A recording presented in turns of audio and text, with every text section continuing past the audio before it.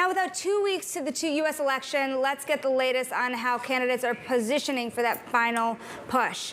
For more on the political weekend ahead, we are joined by Bloomberg's Mathieu. And Joe, I'm sure a lot of people would rather be watching the Dodgers at this point.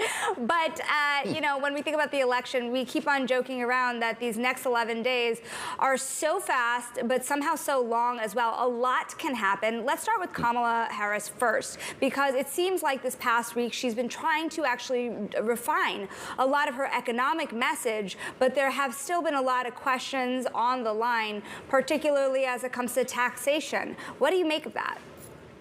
Yeah, it's apparently part of the real closing argument here that has been evolving for Kamala Harris. People thought she was kind of moving in the threat to democracy area that Joe Biden was in when he was running against Donald Trump. But her last big splash, her last big advertisement, a campaign that dropped just last night, is all about the economy, bringing prices lower and cutting taxes, as she says, for the middle class.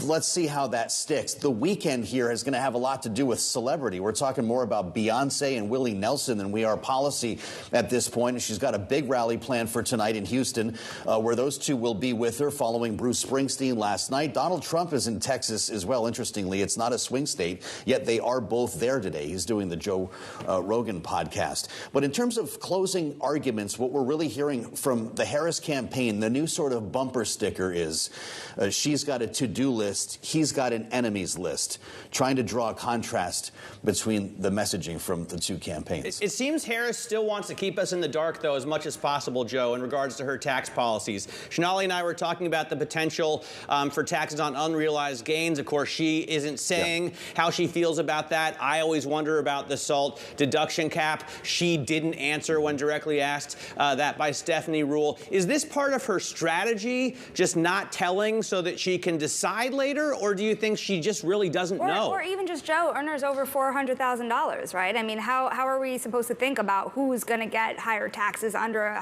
Harris administration? Well, that's a lot of questions, which I guess points to the issue here with the campaign. Specifically when it comes to unrealized gains, Matt, you mentioned that. It's one of the reasons why we hear that Wall Street has an allergy to the idea of a Harris administration. Not only higher corporate taxes, but this idea that Joe Biden has flirted with and had proposed as part of this administration that is in the White House right now, the idea of taxing unrealized gains. You're right. We haven't had an up or a down on this. I will say Mark Cuban, who has been stumping on Kamala Harris' behalf, says he's talked to her about it, and that is not something that she plans to do. He also agrees that if that were to happen, Wall Street would have a fit. That would be a massive market reaction to a policy proposal, and also one that she would probably have a very hard time getting through Congress. And as we found out lately, markets certainly matter. Joe, thank you so very much. We're looking forward to your coverage on balance of power and, of course, all your coverage through the next 11 days and beyond.